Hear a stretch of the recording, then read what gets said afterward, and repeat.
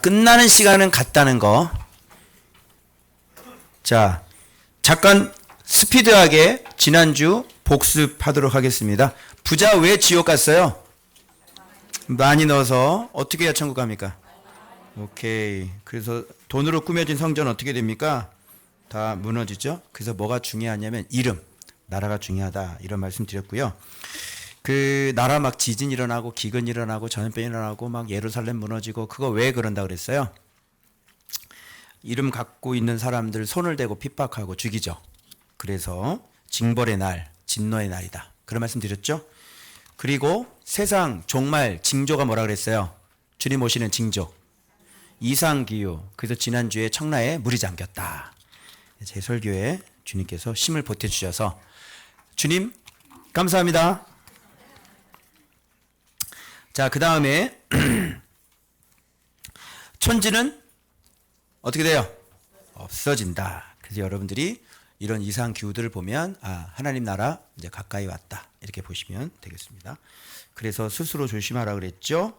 그래서 항상 기도하고 깨어 있어야 된다. 그리고 부지런히 어디에 나와야 된다? 세자의 곳간에 나와야 된다. 그리고 유월정 무슨 룸? 예, 그래서 하나님 나라는 룸이지 줌이 아니다. 이런 말씀 드렸고요. 그래서 6월절은 떡과 잔이다. 뭐다? 잔, 떡, 잔 이렇게 된다. 그래서 룸 있고 잔 있고 떡 있고 잔이다. 이게 첫 번째 성만찬이다.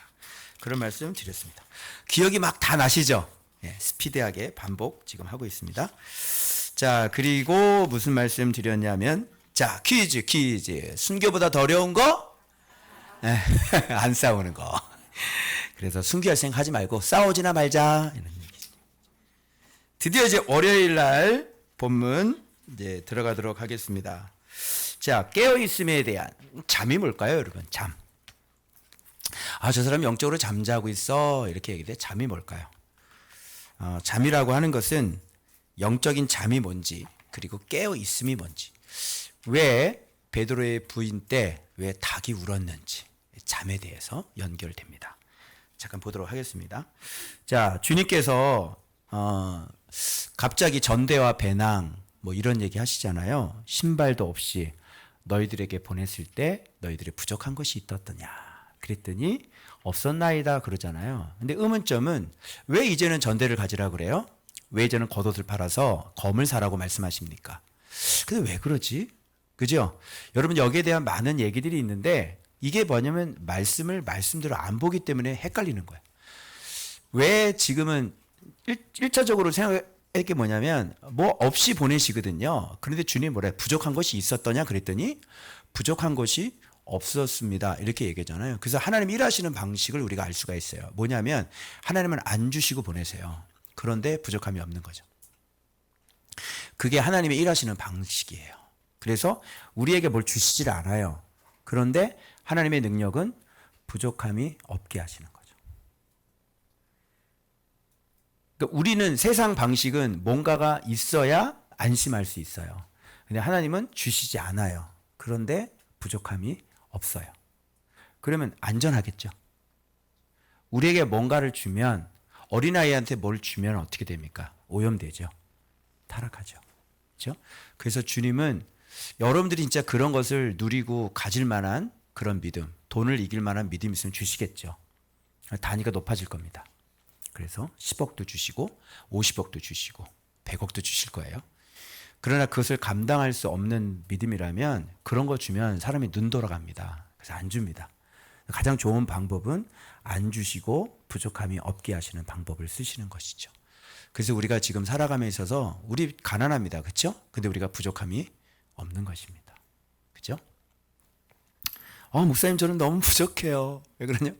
저 가방 하나 사고 싶은데 살 수 있는 돈이 없네요. 그런 걸 안 준다고. 근데 뭐단디 지금 쿠팡에 가면은 15,000원짜리 가방 널려 있잖아. 그렇지? 근데 뭐단디 그 1,000,000원짜리 가방이 필요하냐? 그런 거 말고요. 그런데 지금은 겉옷을 팔아서 검을 사래요. 그리고 왜 그럴까요? 배낭도 그리하고 전대에 있는 자는 가지래요. 배낭도 그렇게 하고 검을 살아요. 왜 그럴까요? 여러분 이 본문을 여러분이 몰라서 그래요. 37절 왜 그러냐면 이것 때문에 그렇죠. 기록된 바 그는 불법자의 동류로 여김을 받았다 한 말이 내게 이루어져야 하리니 이것 때문에 그래요. 성경에 기록됐기 때문에 준비해야 되는 거예요. 성경에 뭐라고 기록되어 있냐면 불법자의 동료.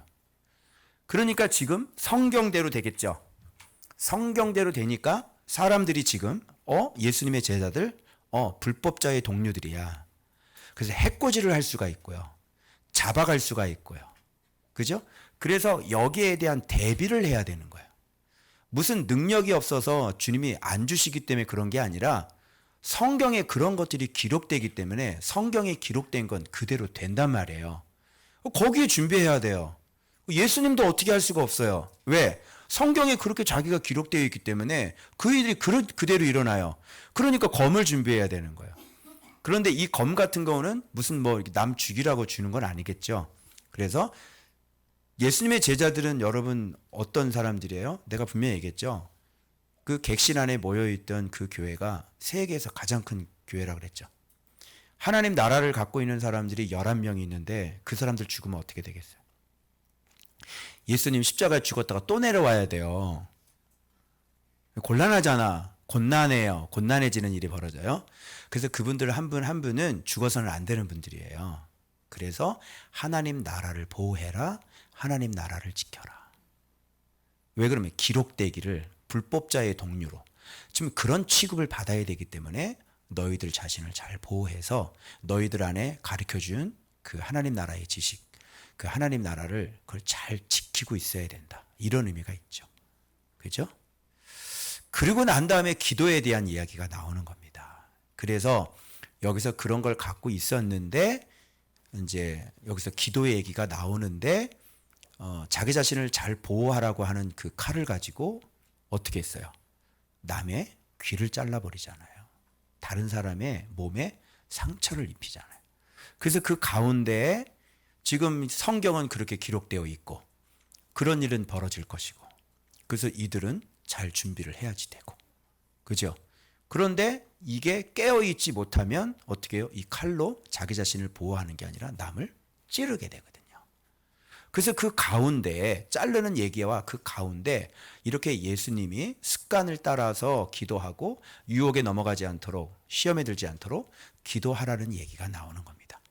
그래서 여전히 여기서 기도하지 않았고 이들은 이 자기를 보호하려고 하는 이 암흑의 시대, 어둠의 때에 남을 죽여버리는,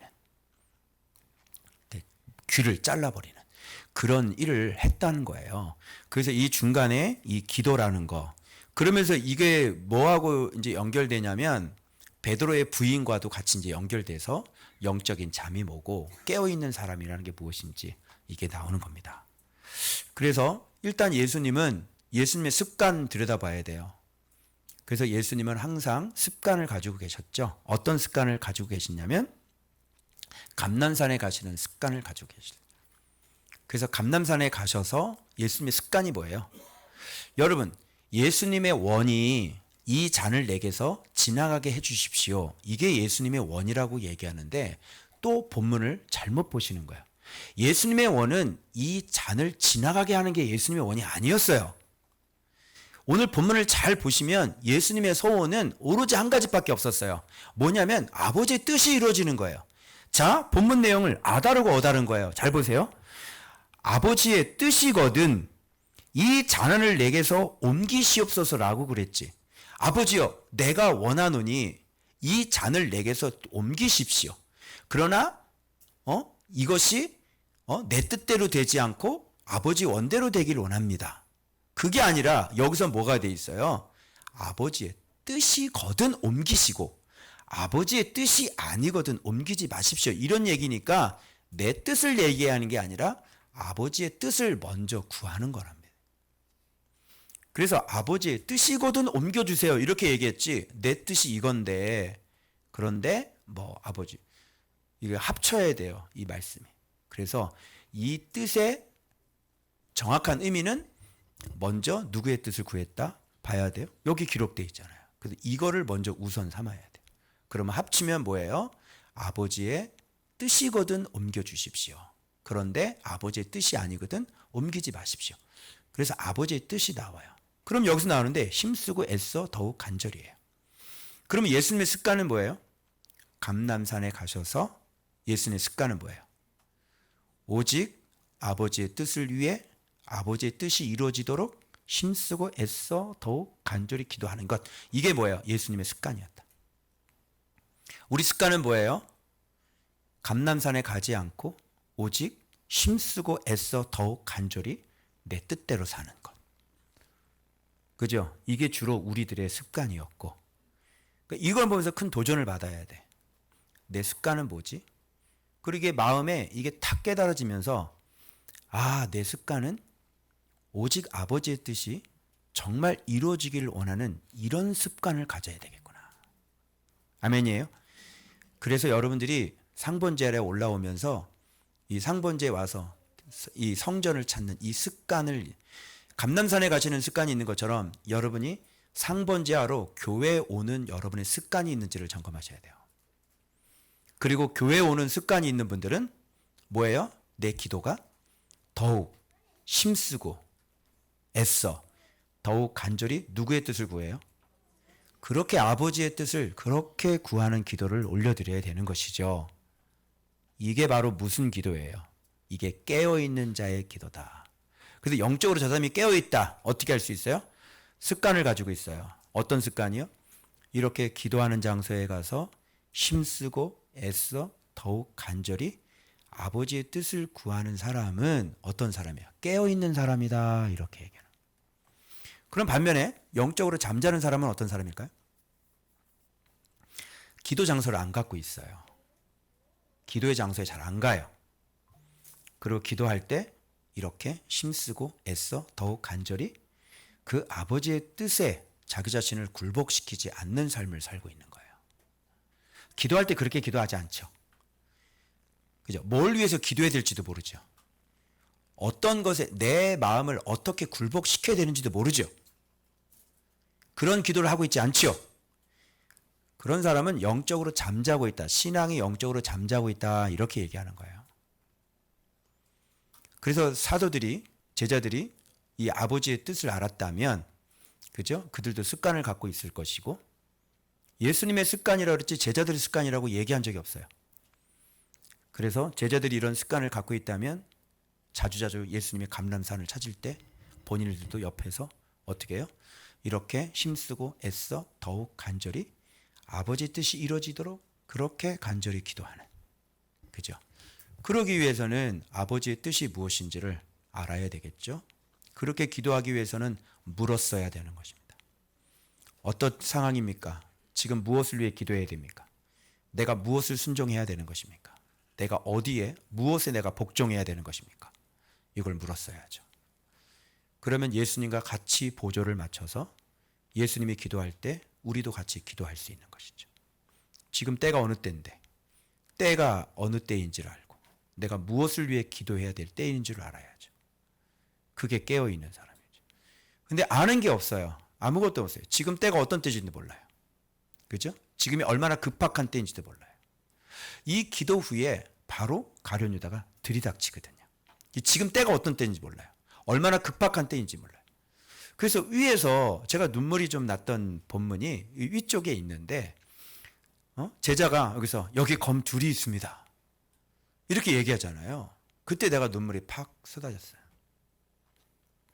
아무것도 모르는 어린아이, 아무것도 모르는 그 어린 아들이 아버지에게, 아버지 여기 검 두 개 있어요.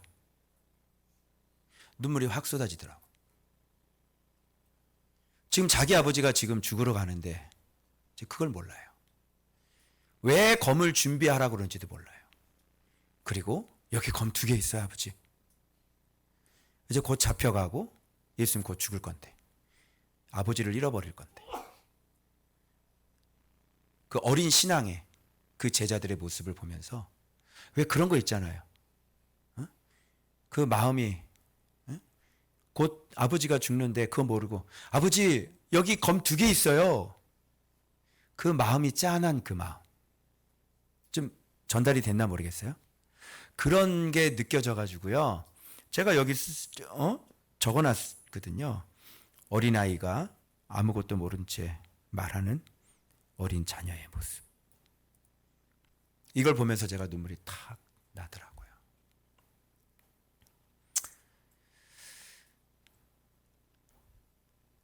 그래서 아버지의 뜻이거든. 그렇게 간절히 기도하고 천사는 와서 예수님께 힘을 더하고, 그리고 예수께서는, 자 보세요. 여러분, 땀하고 이 핏방울 같이 이렇게 얘기하는데, 땀이 땅에 떨어지는 뭐 같았더라 그랬어요? 핏방울 같았다 그래요. 그러니까 땀이 이렇게 맺혀가지고 핏방울이 떨어져서 이렇게 딱 떨어지잖아요.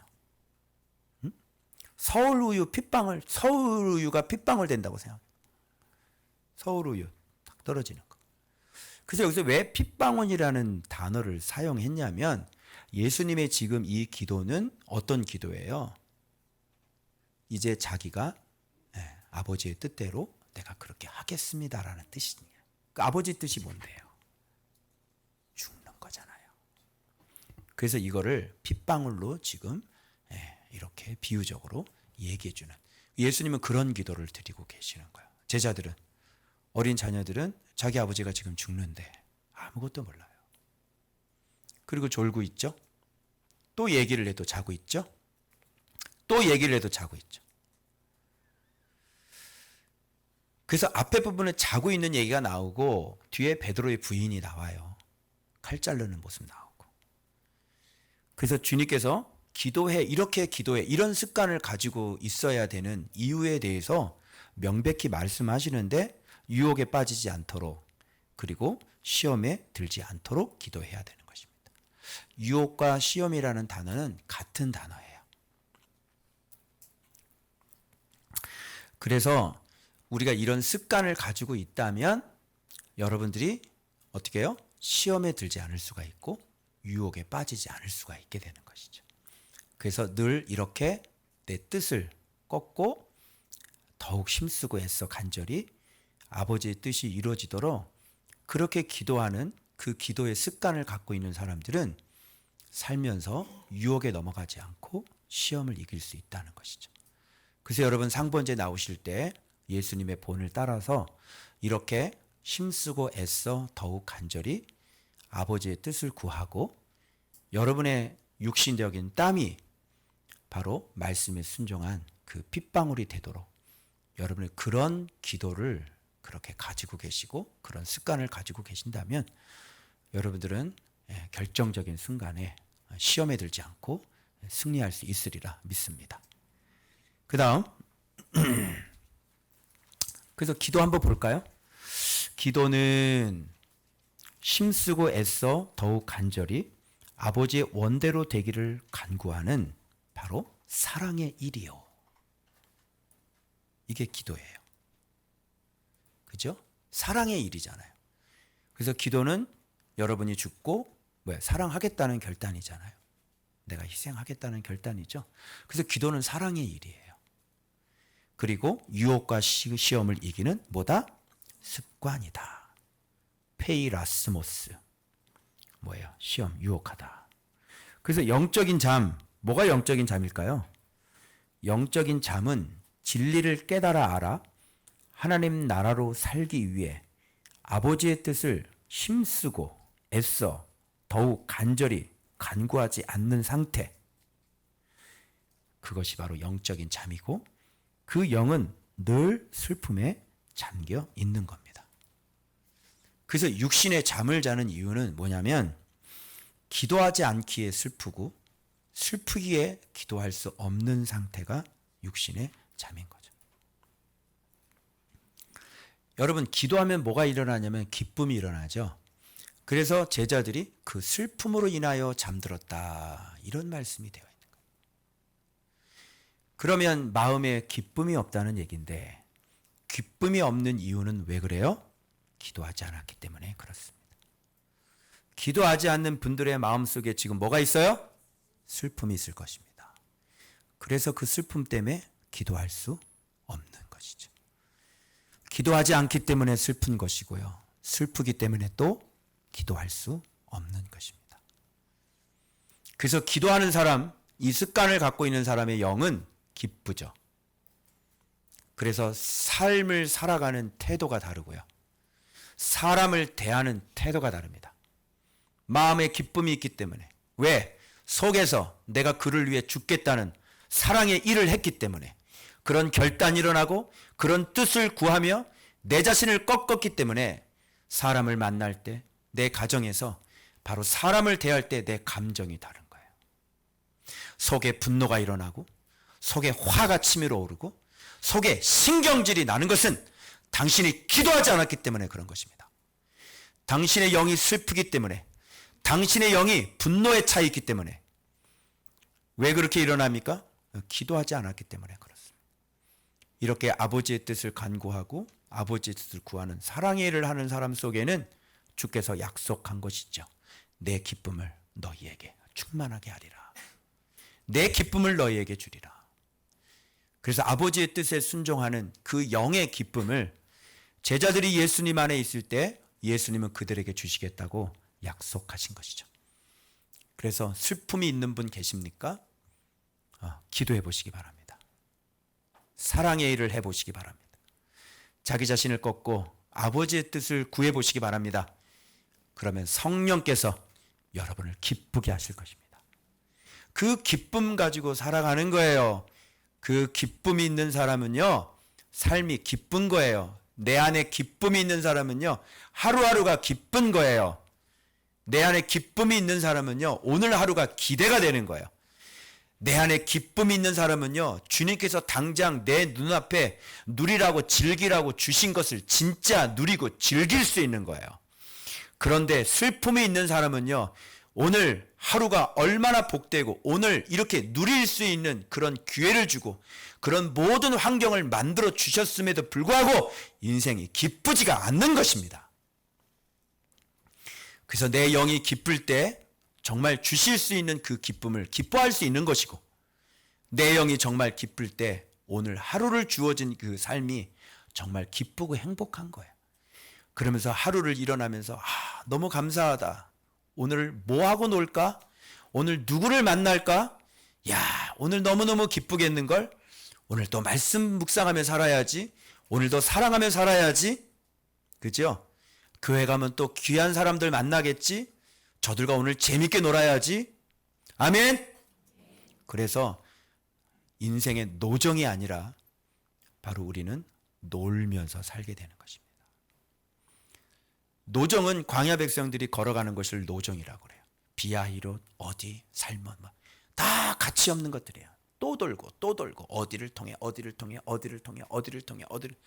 민수기에 보면요, 그들의 피곤한 노정들이 굉장히 나오는데요, 아무런 의미가 없는 것들이에요.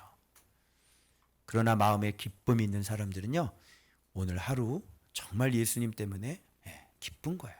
사람을 만나도 기쁘고, 그렇지? 우리 청년들과 놀 생각하니까 너무 기쁘고, 그죠? 같이 말씀 나누는 게 너무 기쁘고, 그죠? 맞추고 가서 영화 볼 생각하니까 너무 기쁘고, 그죠? 맨날 편의점 가서 너무 기뻐서 절제를 해야 되고, 배가 너무 많이 나와서 이건 안 되는 거야. 그래서 말씀 생활하는 것은요, 형제들이 너무너무 기쁘고 재밌는 거예요. 너무나. 그래서 여러분 슬픈 인생들이요, 주님 앞에 기도하시기를 축원합니다. 됐죠? 그 다음 화요일 이렇게 우리 최 목사님 설교하셨죠?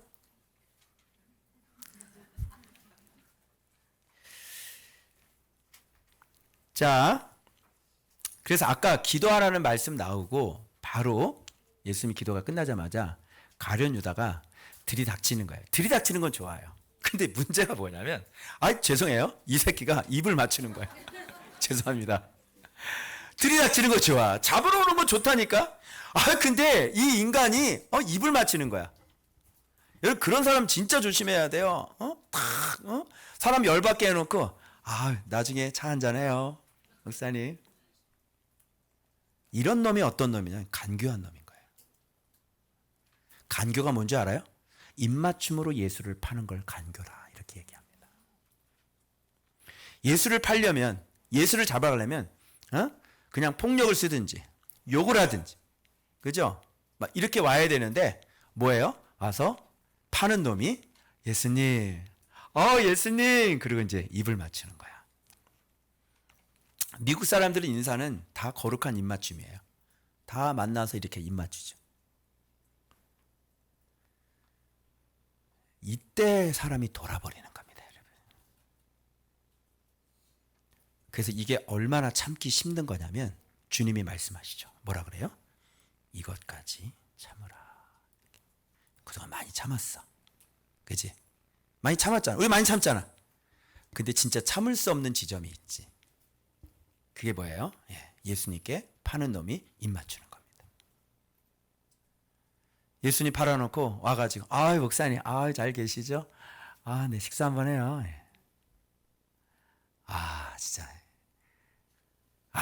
진짜 이거, 힘들다. 저런 호러 자식이만, 나오시지만, 진짜, 저걸 발라버려, 디뎌버려, 막 이러면서, 나오지, 이게. 다른 건 참아도요. 여러분, 차라리 따귀를 때리지. 그죠? 그런데 와서 딱 이런 놈이 입 맞추는 거야. 이런 걸 뭐라 그러냐면 간교하다 이렇게 얘기하는 거야.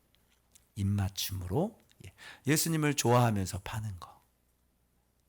예수님 좋아한다 그러면서 그 사람 파는 거. 겉으로는 예수님 좋아한다는 거 뒤에서 호박씩 까는 거. 이런 걸 간교하다 그러는 겁니다. 참 간교하네. 응? 봐봐요. 기도 안 한 사람들, 습관이 없는 사람들은 어떻게 하냐 보면 그의 주위 사람들이 누굽니까? 창피해서 제자라고 얘기도 안 해. 주위 사람들이야. 예수님 주위 사람들 누가 있어? 제자밖에 더 있으니까 주위 사람들이야. 얘기하지 마. 제자라고 얘기하지 마. 주위 사람들이다. 그리고 그 된 일을 보고 여짜오되 주여 우리가 칼로 치리이까. 이 말은 뭐야? 주여 저 칼로 확 죽여버릴까요? 칼로 치리이까? 저 칼로 확 죽여버릴까요? 차마 예수님도 민망하셔서 성령님도 지금 그 사람들의 이름을 가리고 있어요. 그리고 직접적으로 칼을 친 사람은 그냥 그중 한 사람으로 그냥 처리해버려. 기도하지 않는 사람들. 그랬더니 오른쪽 귀를 떨어뜨리나. 그러니까 주님께서 뭐라 그래요? 이 간교함까지 참아야지. 그죠? 근데 이들은 기도가 없었기 때문에요. 이렇게 참을 수는 없는 겁니다.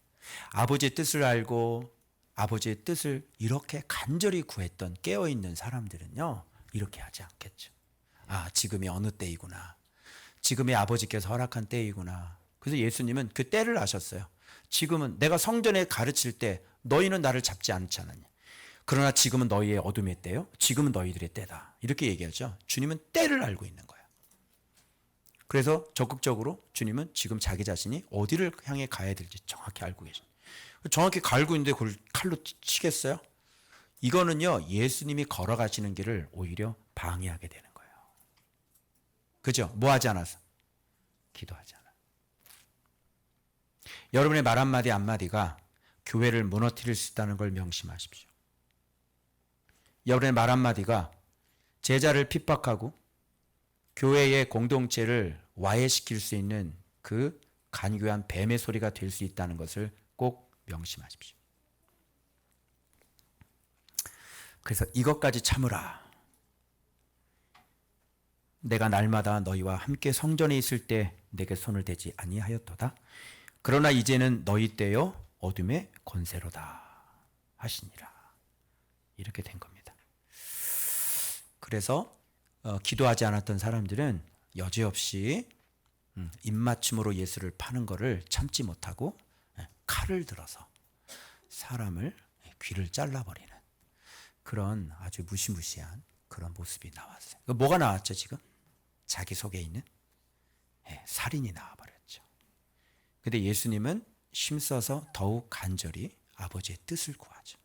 그 자기 자신을 완전히 해서 어떤 자기의 땀이 핏방울이 됐죠. 그런데 자기의 땀이 핏방울이 되지 않은 사람은 어떻게 해요? 다른 사람의 피를 흘리게 되는 것이에요. 그래서 기도의 자리에서 자기 자신을 죽이지 않은 사람은 바깥에서 남을 죽이게 되어 있습니다. 그래서 기도를 통해 먼저 자기 자신을 죽이셔야 남을 죽이지 않게 되는 것입니다. 아멘. 자, 됐죠? 자, 그 다음. 그리고 난 다음에 예수님은 잡혀서 이제 대사지장으로 끌려 들어가죠. 그런데 여기서 베드로의 부인 장면이 나오는데 보십시오. 베드로의 불빛이 나옵니다. 베드로의 불빛을 향하여. 베드로의 불빛이 어디 있을까요? 베드로의 불빛이 어디 있어요? 그죠? 성경은 이렇게 정확하게 우리 본문을 어떻게 봐야 되는지를 베드로의 불빛은 뭐예요? 세 가지 불빛이 있죠. 바로 주를 부인하고 주의 진리를 부인하고 자신의 소명을 부인하는 이것이 바로 베드로의 불빛이었습니다. 그래서 지금 그 여종이 물어보죠. 이 사람도 그와 함께 있었느니라. 내가 그를 알지 못하노라. 자, 주를 부인했죠. 너도 그 도당이라. 이 사람아, 나는 아니로다. 그랬으니까 주의 진리를 부인했죠. 그리고 너도 갈릴리 사람이다. 그와 함께 있었느니라. 갈릴리에서 그를 부르셨던 제자의 첫 소명을 부인했죠. 그래서 베드로는, 기도하지 않은 베드로는 정확히 주를 부인하고 그리고 주의 진리를 부인하고 그리고 자기 자신을 불렀던 자기의 부르심을 이 세 가지를 완벽하게 부인한 것. 이것이 뭔가? 이것이 베드로의 불빛입니다.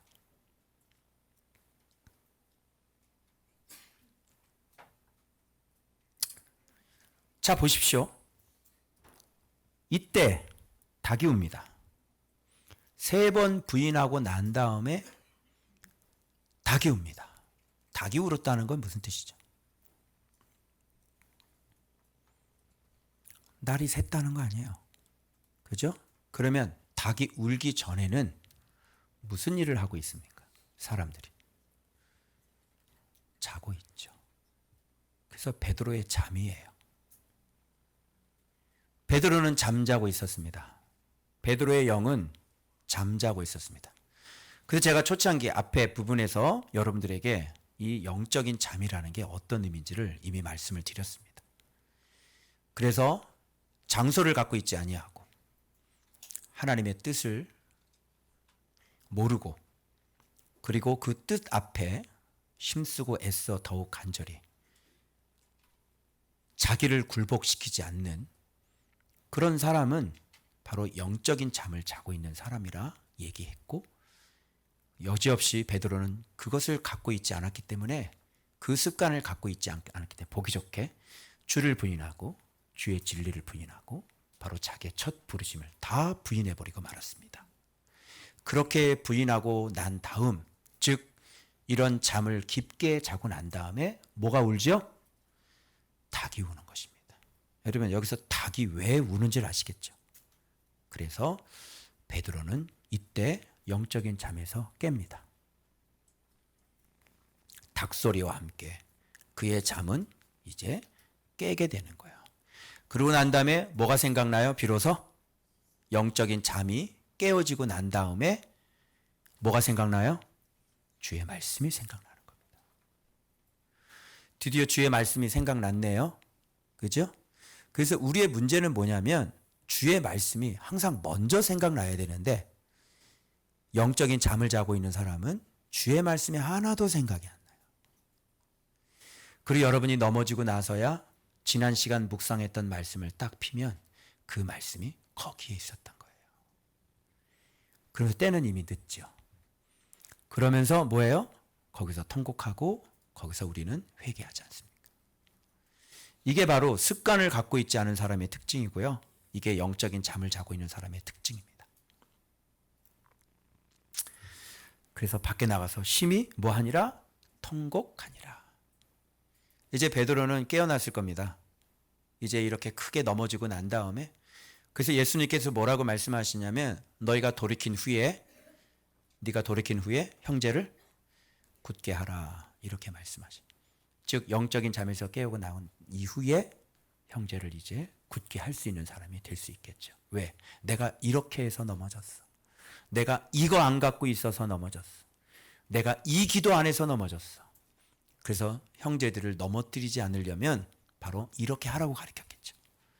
그래서 여러분들도 넘어지지 않으시려면 이 습관을 갖고 계셔야 합니다. 여러분 성전에 내려오십니까? 여러분 이 성전에 내려오는 습관을 갖고 계십니까? 아침에만 내려오시는 분 계시고요. 이틀에 한 번씩 내려오시는 분이 계시고요. 일주일 내내 내려오지 않는 분도 계십니다. 어떤 분은 하루에 2번씩 내려오시는 분이 계십니다. 어떤 분은 하루에 3번 내려오시는 분이 계실 것이고. 여러분은 이 장소를 갖고 계시나요? 그리고 그 시간 여러분은 어떤 기도를 올려드리고 계시나요? 억울하다고 하소연하고 있나요? 내 감정에 치우쳐서 내 감정 알아달라고 기도하고 있나요? 아니면 아버지의 뜻이 이루어지도록 힘쓰고 애써 더욱 간절히 기도하고 계시나요? 바라옵기는 여러분들이 감남산을 갖기를 바라고, 그리고 그때 아버지의 뜻을 이렇게 간구할 수 있는, 3번 간구할 수 있는, 그래서 여러분의 땀이 핏방울로 바뀔 수 있는, 완전히 여러분의 육신이 바로 영적인 사랑으로 바뀔 수 있는 여러분의 습관이 있으시길 그리스도의 이름으로 축원합니다. 그 다음 이렇게 설교하셨죠? 그 다음 목요일 본문 보겠습니다.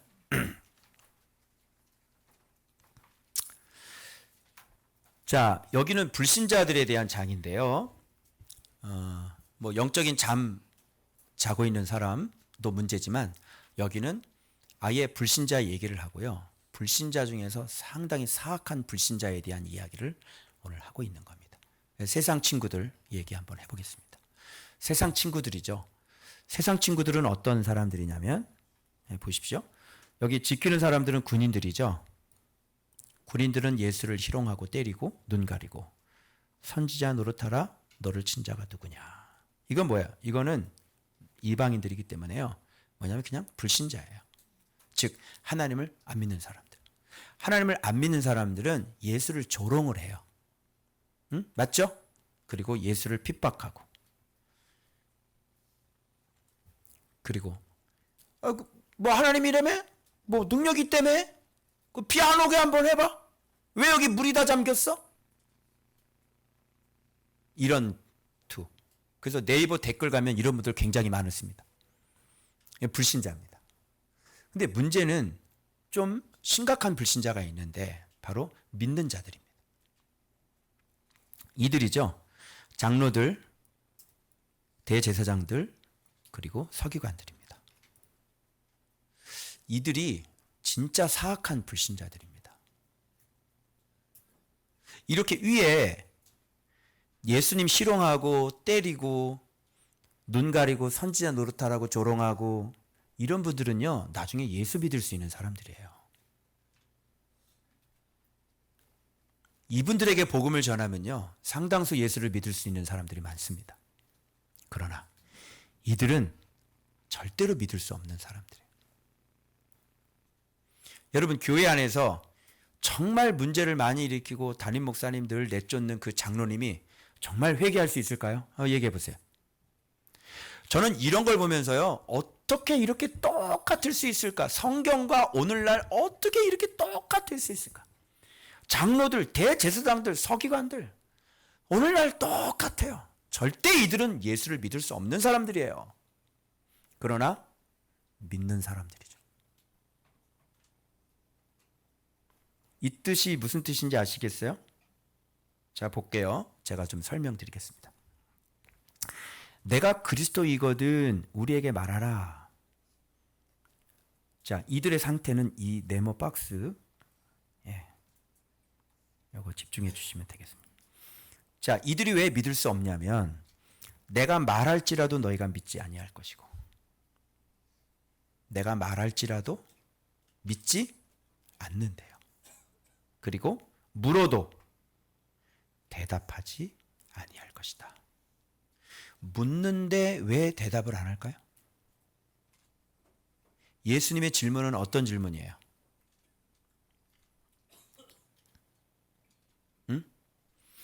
예를 들면 기억나세요? 요한의 권위가 하늘로부터냐 사람으로서냐? 기억나세요? 그들이 대답해야 안 해요? 안 해요. 답은 뻔하죠. 요한의 권위는 하늘로부터입니다. 그런데 많은 사람들도 그가 하늘의 권위를 가지고 있는 걸 알았고, 그런데 그들은 그 권위를 인정하지 않은 것뿐인 거죠. 내가 물어도 대답하지 않을 것이다. 분명히 알고 분명히 믿는데 그들은 대답하지 않습니다. 분명히 눈에 보이고 분명히 알매도 불구하고 물었을 때 그들은 대답하지 않겠다면 어떤 마음의 상태일까요? 나는 알지만 나는 믿지 않을 거란 뜻을 내포하고 있는 겁니다. 그래서 내가 말할지라도 너희가 믿지만 믿지 않을 것이고, 물어도 너희가 대답하지 아니할 것이, 분명히 그 말이 맞다는 걸 알지만 나는 인정하지 않을 겁니다. 이런 사람들은 힘듭니다. 정직한 사람들은요, 딱 얘기하면요 정직하게 맞아요 라고 얘기를 하는 사람이에요. 그런 사람들은 진리가 들어가기가 쉬워요. 그런데 정확하게 맞는 말을 해도 우기죠. 절대 섭취를 안 합니다. 그런 사람들은 힘듭니다. 정직한 사람들은 진리를 얘기했을 때 맞다고 생각하고, 그리고 자기가 그렇다고 이렇게 인정. 우리 사모님이 그 말씀을 내가 딱 했을 때 이러면 되겠어요. 그 자기가 정직하게 딱 얘기를 하시잖아요. 그리고 눈이 내려오신 거예요. 오늘은 지난주보다 더 정확하게 딱 잡고 진짜 글을 똑바로 잘 쓰시더라고요. 자, 그러면 자 보세요. 이 사람들의 상태 제가 얘기해 드릴게요. 이 사람들이 왜 믿을 수 없는 사람들인지. 이 사람들은 믿는 사람들이기 때문에 믿을 수 없어요. 자 봐봐요. 인자 하나님의 권능 우편에 앉아 있으리라 하시니까, 그러면 네가 하나님의 아들이냐? 대답하시되 너희들이 내가 그라고 말하고 있느니라. 이건 뭘까요? 내가 하나님의 아들이냐? 너희가 내가 그라고 말하고 있느냐. 이 얘기일까요? 그렇지 않습니다. 주님은요, 말 가지고 판단하시는 분이 아닙니다. 주님은 외모 가지고 판단하는 분이 아닙니다. 주님은 영혼을 압니다. 이렇게 앉아 계셔도 당신이 믿는지 안 믿는지 주님은 다 아신단 말이에요. 모르는 건 누구만 몰라요? 이동부 목사만 몰라요. 나는 당신이 어떤 생각을 갖고 있는지 몰라요. 난 당신이 믿고 있는지 안 믿고 있는지 몰라요. 당신이 뒤에 가서 허락식 까고 있는 나는 몰라요. 그러나 주님은 알고 계세요. 당신이 믿고 있지 않다는 것을.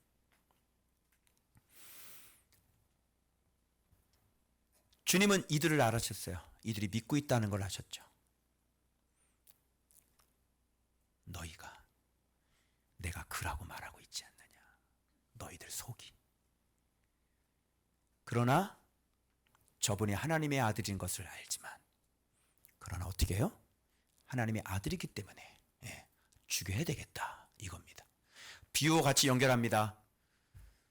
저가 하나님의 아들 상속자이니 많은 종을 보냈는데 때려 죽여 보내고, 이제 마지막 내 아들은 공경하리라 내 아들을 보냈더니 저는 상속자라 주인의 아들이라 저만 죽이면 유산이 내 것이 될 것이다. 그리고 그 아들을 포도원 밖에 끌고 가서 죽인다는 그 비유, 바로 자기들에게 하신 말씀인 줄 알고 예수를 잡아 죽이려고 했죠. 그 비유가 생각나지 않으십니까? 그래서 이들은 예수님이 하나님의 아들인 걸 알았습니다. 하나님의 아들이기 때문에 죽여야 되는 것입니다. 이 목적 달성은 누가 있냐면 바로 뱀의 후손들, 바로 사단의 후손들은 바로 하나님의 아들을 죽이기 위한 사람들이에요. 그런데 뱀의 후손들은 알죠.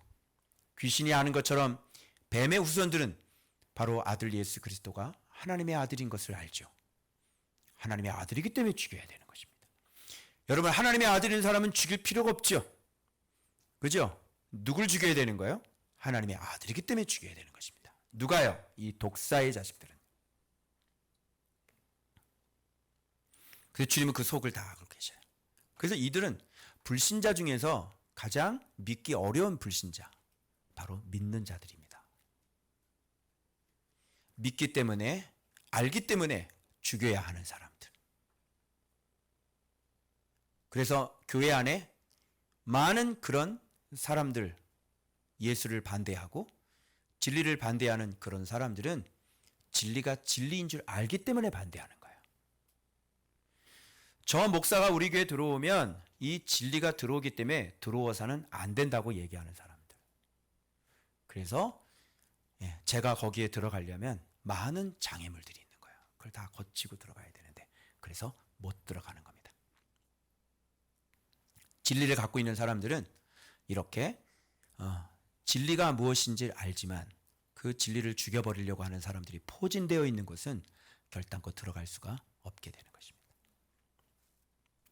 바로 이들이 자리 잡고 있는 한 말이죠. 그래서 이외에 있는 사람들은요, 복음 전하면요, 예수 영접하고 돌아올 사람들이고요. 이 사람들은요, 복음이기 때문에 복음을 죽여야 되는 사람들인 것이고요. 이들이 교회 지도자들입니다. 이들이 말씀을 가르치는 자들이고요. 이들이 백성들의 엘더들이에요. 기가 막히지 않습니까? 이게 영적 세계라고 하는 것을 여러분 꼭 기억하셔야 됩니다. 여러분의 신앙생활 하면서 이런 분들 많이 봤을 거예요. 그죠? 이런 과들이기 때문에 그래요. 교회 안에는 이렇게 진리를 죽이려고 하는 사단이 심어놓은 바로 마귀의 자식들이 이미 그 가라지들이 많이 심겨져 있다는 사실을 꼭 기억하셔야 됩니다. 자, 그 다음에 어떤 일이 벌어질까요? 자, 그 다음 말씀 보겠습니다. 무리가 예수를 고발하는 장면이 나옵니다. 그리고 예수님 보고 뭐라 그래요? 백성을 미혹한다고 얘기합니다.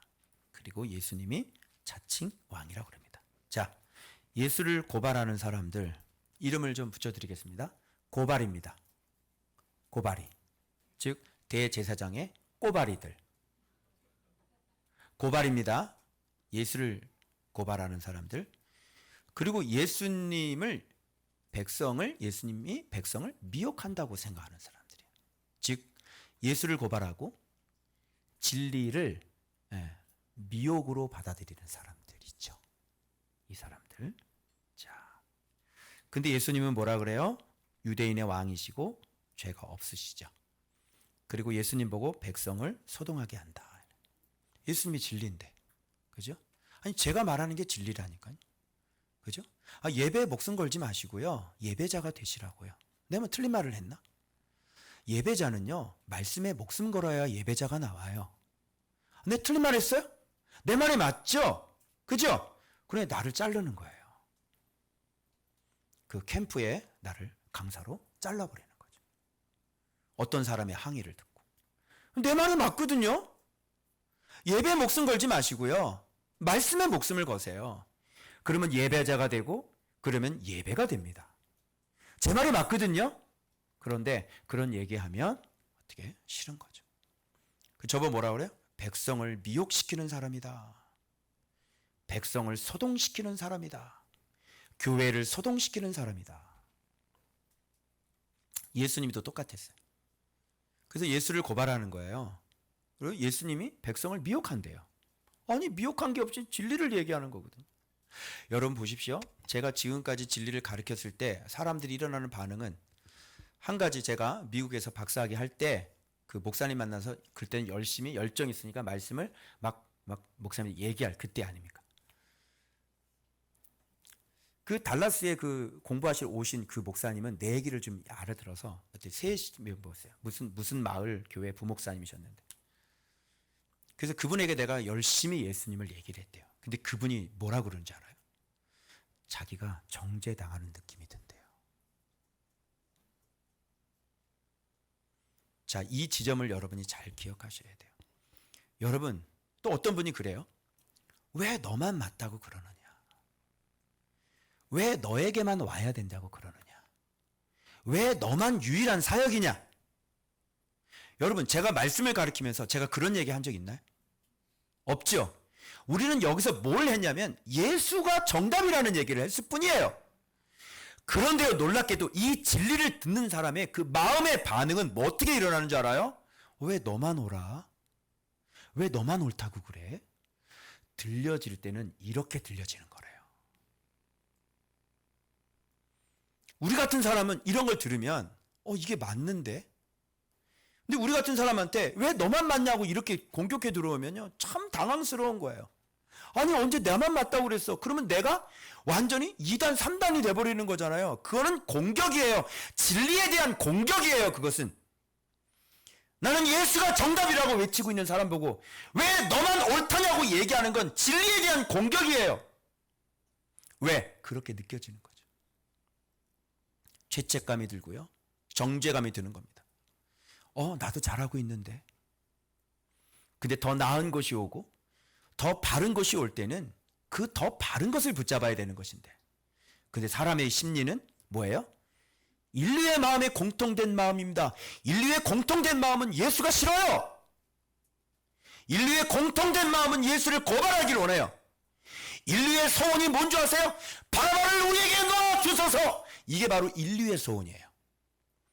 예수를 없이 하고 바라바를 우리에게 놓아주소서. 이게 바로 인류의 마음입니다.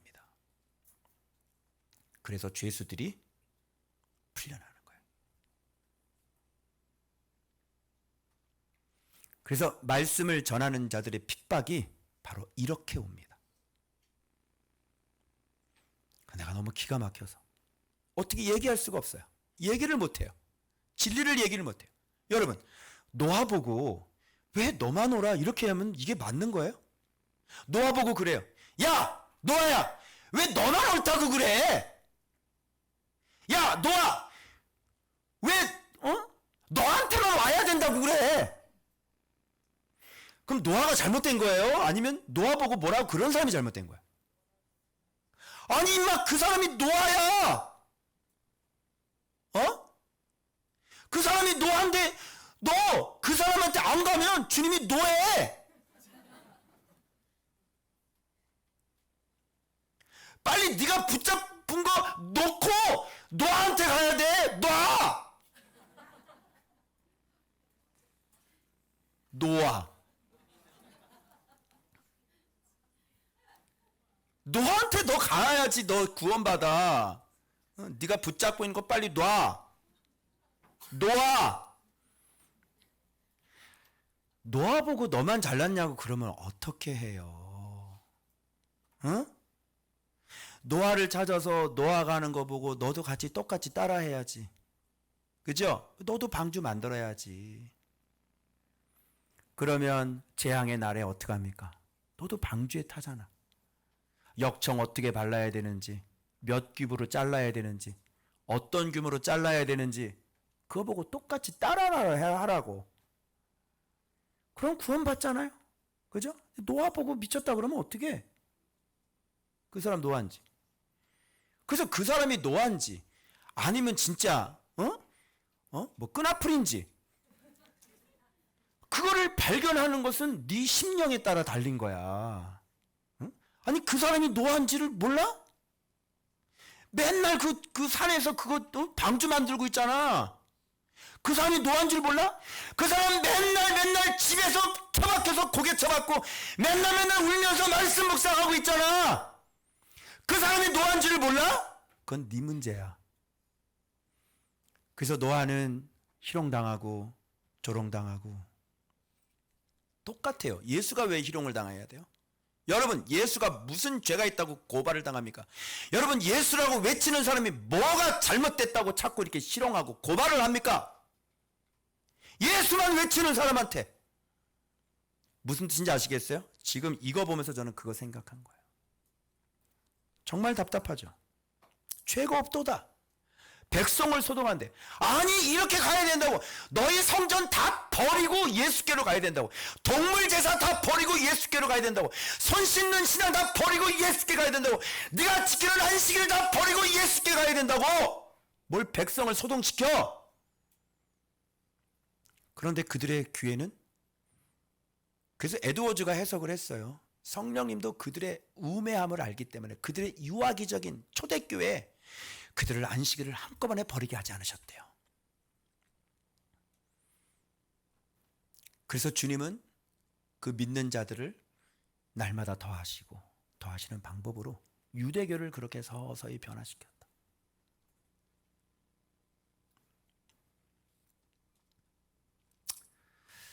자, 그래서 빌라도가 이걸 듣고 갈릴리 사람이냐?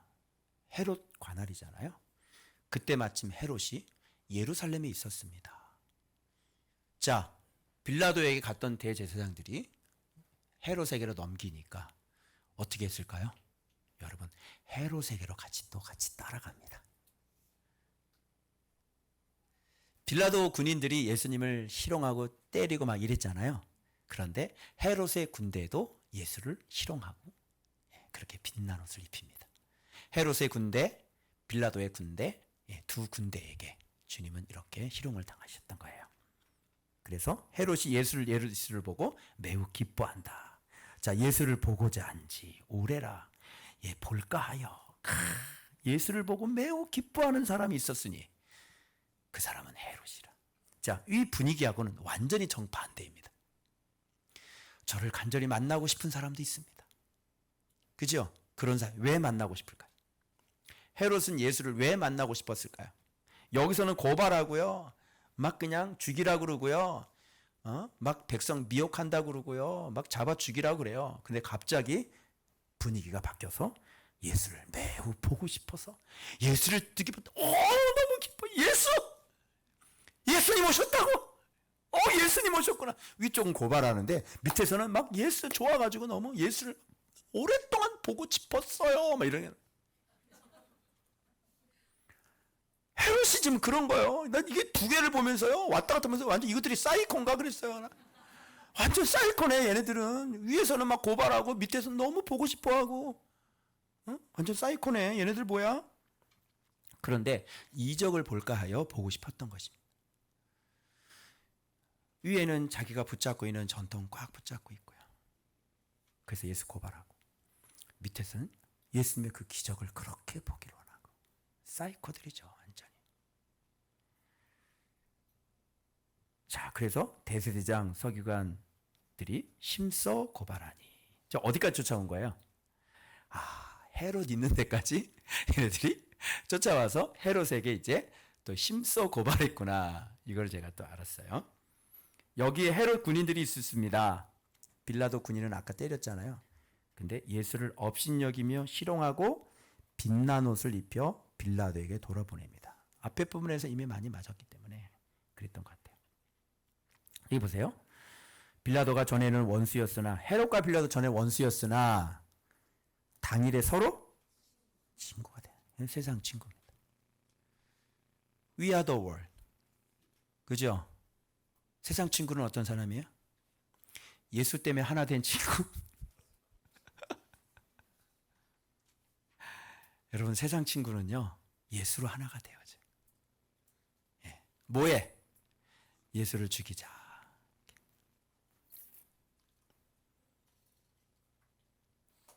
그게 세상 친구예요. 이런 세상 친구하고 친구하고 싶어요? 응? 예수로 하나. 예수를 핍박하는데 하나가 되고, 예수를 욕하는데 하나가 되고.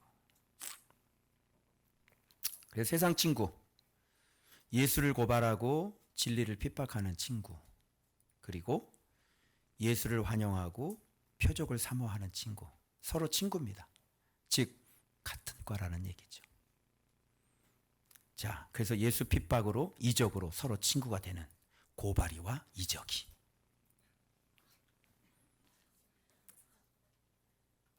그래서 고발이하고 이적이는 서로 친구다. 세상 친구 이름 뭐라고요? 고발이와 이적이. 그래서 고발이하고 이적이하고요, 서로.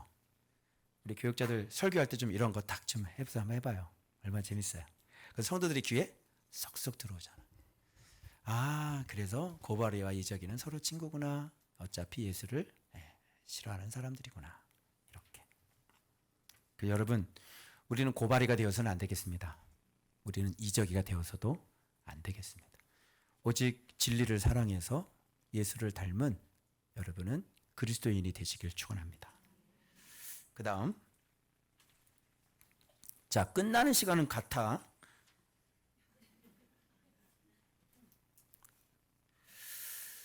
자, 그래서 주님께서 이렇게 재판에 넘겨졌는데요.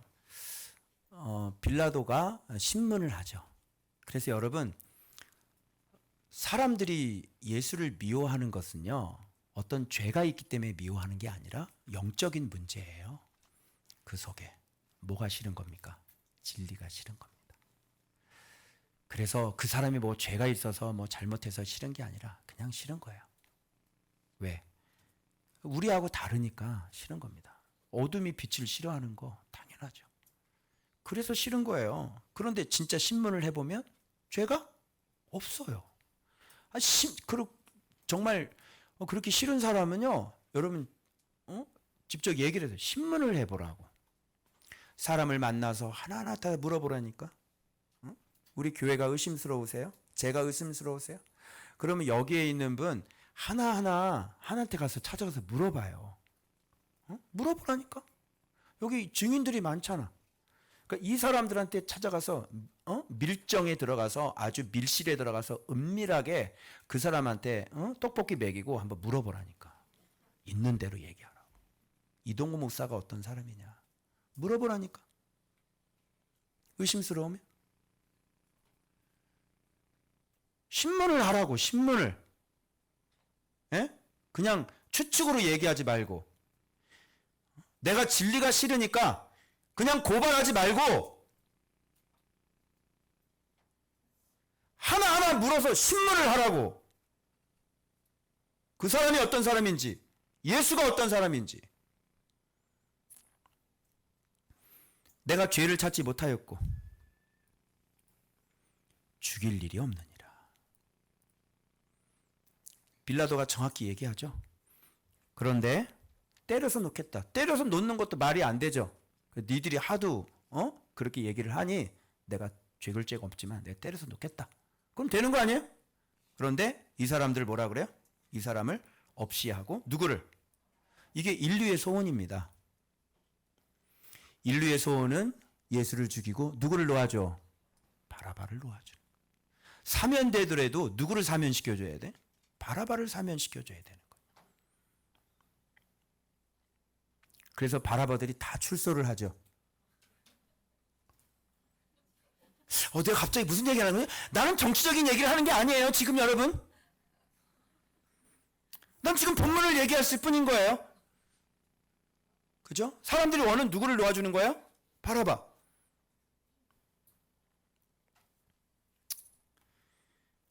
이 사람은 어떤 사람이냐면요, 밀란과 살인으로 말미암아 옥에 갇힌 자라라.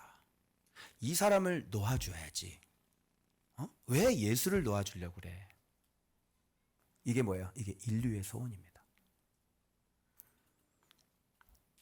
오히려 빌라도는 예수를 놓고자. 자, 보세요. 빌라도는 그냥 이방인이라고 그랬죠. 불신자라고 그랬죠. 이게 바로 불신자예요. 불신자는요, 어떤 이해관계가 없어요. 그래서 이 사람은 그냥 법대로 정확하게. 그런데 지금 이해관계가 있는, 그죠? 영적으로 진리를 싫어하고 그리고 진리를 반드시 죽여야 하는 이런 간교한 뱀의 후손들은 예수를 죽여야 되는 것이고요. 빌라도는 그냥 못된 악인이에요. 그죠? 그 악인의 장치를 위해 주님은 로마에서 이 민주주의를 실현하셨죠. 그래서 죄 없이, 변호 없이 사람을 못 죽이게 했고, 그리고 황제에게 상소할 수 있는 상소권까지 다 있었습니다. 로마 시민. 뭐 참정관도 있고, 뭐 집정관도 있고, 그런 변호도 있고, 검사도 있고 다 있었어요. 로마 시대에. 오늘날 우리가 하는 삼권 분립이나 오늘날 우리가 하는 무슨 민주주의 1심, 2심 이런 거 있잖아요. 그거 로마 시대에 벌써 다 있었던 것들이에요. 공부해 보셨어요? 전 직접 봤는데요. 그래서 빌라도는 죄 있는 사람을 죽일 수 없어. 그래서 놓아주려고 했죠. 그래서 세상 사람들이 오히려 예수를 돕고요. 교회 다니는 사람들이 오히려 진리를 핍박하고 싫어하는 겁니다. 이게 영적인 문제인 거예요. 심각하죠? 그래서 여러분, 진리와 비슷한 거, 정확히 진리 아닌 것은 다 허용을 합니다. 교회 안에서. 정확히 진리인 것은 안 돼요. 왜? 그거 얘기하면 자기 자신이 불리해지기 때문에 그렇습니다. 그래서 너희들이 예수 말고 그냥 종교적인 어떤 문화, 어떤 종교적인 예배, 의식, 프로그램 이런 건 다 괜찮아요. 근데 사람이 사는 거, 빛이 들어오는 거, 어둠이 물러가는 거, 귀신이 소리 지르고 나가는 거, 그 예수 그리스도는 안 되는 거죠. 그래서 어떻게 예수를 십자가에 못 박게 하소서, 십자가에 못 박게 하소서. 이렇게. 그런데 예수님이 죽을까요, 진짜? 하나님의 능력과 하나님의 지혜가 얼마나 뛰어난지 아십니까? 그래, 죽여. 그래서 그들이 죽는. 여러분, 예수 갖고 있는 사람 지금 겉보기에는 죽은 것 같고, 예수 갖고 있는 사람 지금은 따돌림 당하고 왕따 당하고, 예수 갖고 있는 사람 핍박 당하고 욕먹고 모욕 당하고, 예수 갖고 있는 사람 완전히 조리돌림 당하고, 예수 갖고 있는 사람 무시하고, 그들 속은 알아요. 바로 저게 진짜라는 걸 그들은 알죠. 그러나 믿기 싫은 것뿐인 거예요. 그리고 마지막 날, 주님이 오시는 날, 바로 그들은 주님께서 심판하실 것이고, 바로 이렇게 예수의 이름 때문에 수치와 모욕을 당한 우리들은 반드시 주께서 구원하실 줄로 믿습니다. 힘내세요. 큰 소리로 재촉하여 그들의 소리가 이긴 자. 저 누구 소리가 이겨요? 예수 소리가 이기는 적은 없어요. 항상 사람들의 소리가 이기는 겁니다. 그래서 예수를 넘겨주어 그들의 어떻게 해요? 뜻대로 하게 아니라. 그들의 뜻대로 되는 게 뭐예요? 그들이 죽는 길입니다.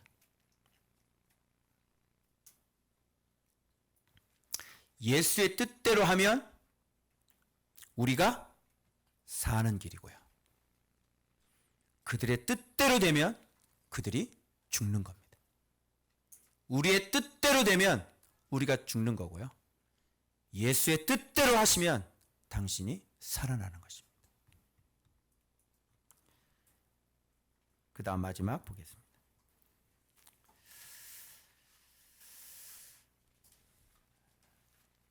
십자가 얘기 좀 한번 해보겠습니다. 4가지 십자가의 유형이 오늘 본문에 나옵니다. 십자가는 어떻게 대해야 되는 것입니까? 여기에 4종류의 십자가를 한번 찾아보시기 바랍니다. 십자가의 용도가 뭡니까? 감삼용입니까? 전시용입니까? 십자가의 용도는 뭡니까?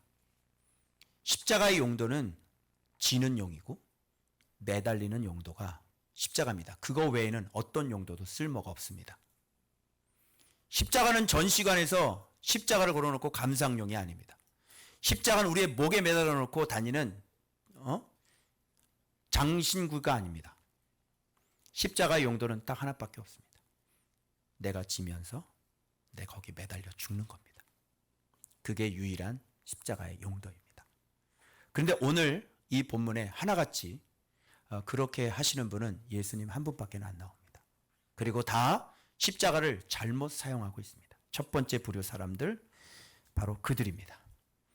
그들이 예수를 끌고 갈 때에 시몬이라는 구레네 사람이 시골에서 오는 것을 붙들어 그에게 십자가를 지워 남에게 십자가를 강제로 지우는 사람이 있습니다. 생각해 보십시오. 많습니다.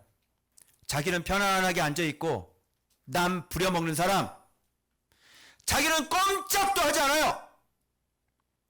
다 성도들 다 시키고 일 시키고 자기는 입으로 나불나불나불거려요. 그리고 자기는 전혀 힘을 쓰지 않아요. 이게 누구죠? 바리새인들, 대제사장들, 그죠? 남에게 어려운 십자가는 다 지고 자기는 손 하나 까딱하지 않는 사람들. 독사의 자식들이 그렇습니다. 무거운 율법 만들어 놓고 사람들에게 무거운 짐 지어 놓고 자기는 지키지를 않는 사람들이죠. 이렇게 십자가 지는 사람이 있어요. 제가 여러분하고 같이 살면서 여러분 목사님은 하나도 안 하면서 여러분 입으로 여러분 다 시키고. 저는 제 머릿속에 지금도 제가 선명한 것은 뭐냐면, 여러분 무슨 일할 때 몸을 쓰고 그 일할 때 저는 제 몸을 아끼고 싶은 마음이 없어요. 뭐를 짐을 들 때는 같이 들고요. 뭐를 할 때는 내가 바빠서 못할 때는 못하지만 그런 일이 있을 때는 저는 같이 몸을 써서 합니다. 여러분 증인이죠? 그런데 입만 나불나불하면 그게 무슨 교육자예요? 사람이 본을 보여야 되고, 네 몸은 금덩어리고 그 사람 몸은 무슨 육신덩어리예요? 네 입은 입이고 그 사람들 입은 무슨 주둥이입니까? 내가 먹고 싶으면 그 사람도 먹고 싶은 거고. 맞아요, 안 맞아요? 똑같은 거예요. 너도 입이고 나도 입이야. 내가 먹고 싶으면 그 사람도 먹고 싶은 거야. 우리 교회는 그런 사람 없었으면 좋겠습니다. 남에게 짐을 억지로 지어놓고 자기는 손 하나 까딱 안 하는 사람. 이런 사람들이 지도자가 되면 안 될 것 같습니다. 두 번째 유형. 원래 하고 싶지는 않은데 남이 시켜서 억지로 하는 사람 있죠. 그게 구레네 사람 시몬 같은 사람입니다. 왜? 힘에 의해서.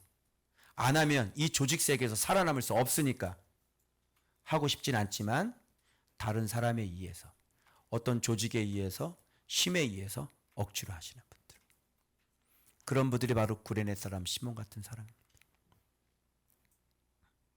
그래도 첫 번째 사람들은 좀 낫습니다. 십자가를 지다 보면 이게 얼마나 힘든지를 알기 때문에 주님의 마음을 이해할 수 있겠죠. 그래서 나중에 구레네 사람 시몬은 모두 다 예수를 믿습니다. 세 번째 이 사람들, 참 가슴 아픈 사람들이라고 생각합니다. 예수님이 십자가 지고 가시는 거 보고 가슴을 치며 우는 여인들입니다. 제일 불쌍한 사람이라고 생각합니다. 예수님이 십자가 지는 거 보고 눈물을 훌쩍훌쩍 흘리는 여인들. 도대체 당신에게 무슨 유익이 있습니까? 말씀 생각하면서 울긴 하지만 전혀 자기 자신은 십자가를 지지 않은 사람들. 예수님의 그 걸어가신 그 위대한 행적을 보며 감탄하고 감동하는 여인들. 그러나 자기 자신은 절대로 십자가를 지지 않는 사람들. 말씀만 깨달으면서 좋다, 참 좋다. 그러나 자기는 절대로 십자가를 지지 않는 사람들. 손 하나 까딱하지 않고. 여러분, 예루살렘 멸망을 언제 말씀하셨는지 알아요? 전에도 말씀하셨지만 지금 놀랍게도 십자가를 지고 가는데 예루살렘의 멸망을 예언해요.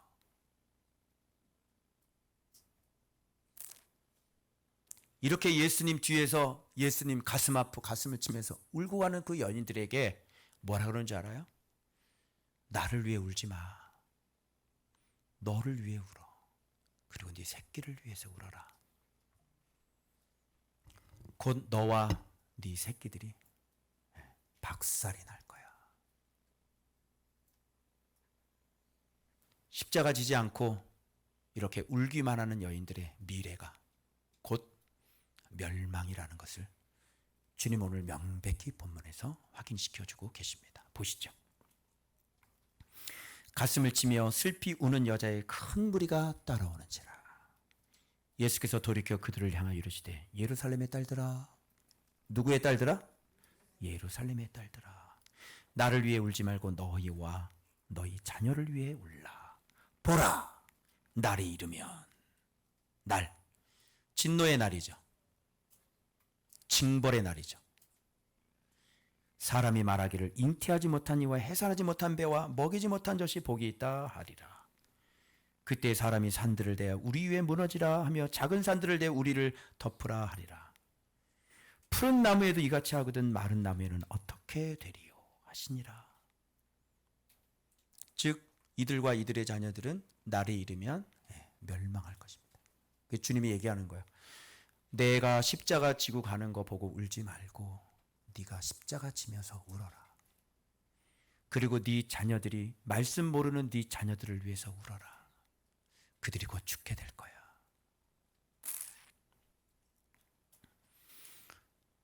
꽤나 경건한 척, 꽤나 믿음 있는 척, 예수님의 십자가를 보고 눈물을 흘리면서 가슴을 치며 따라가는 그 성도들의 믿음도 주님은 인정하지 않습니다. 여러분이 예수를 인정하고 예수님이 심지어 눈물을 흘릴지언정 여러분 자신이 십자가를 지지 않는다면 여러분에게 구원이 될 수 없는 것입니다. 명심하십시오. 마지막 또 한 사람이 있습니다. 누굽니까? 바로 예수님과 함께 달린 두 명의 행악자입니다. 이 행악자는 이 본문에서 어떤 위치를 차지하고 있는지 아세요? 바로 자기 자신이 십자가를 짓지 않게 되면 자기 죄 때문에 이렇게 자기가 십자가에 매달린다는 바로 종합편을 얘기해 주고 있는 겁니다. 두 행악자는 왜 십자가에 달립니까? 십자가를 지지 않아서요. 결국 다른 사람에게 십자가를 지우고 억지로 십자가 지고 예수님 십자가 지고 울고 바로 그런 사람들이 자기 죄 때문에 결국은 십자가에 매달려 죽게 될 것입니다. 이게 바로 네 종류의 십자가입니다. 여기서 딱 유일하게 단 한 분만 정답이십니다. 누굽니까? 자기의 죄도 아닌 타인의 죄를 위해 자기가 직접 십자가를 지고 죽는 분, 바로 이 예수 그리스도 외에는 이 십자가의 제대로 사용법을 알고 있는 분은 아무도 없었어요. 그렇다면 오늘 우리는 정답을 발견했습니다. 어떻게 살아야 합니까? 남을 위하여 내가 십자가를 지고 가는 것입니다. 그게 바로 십자가의 바른 사용법입니다. 그래서 여러분 구원받길 원하신다면 오늘 타인을 위해 내가 기꺼이 십자가를 져줄 수 있는 그런 삶을 살아가는 사람만 바로 구원에 이르게 될 것입니다.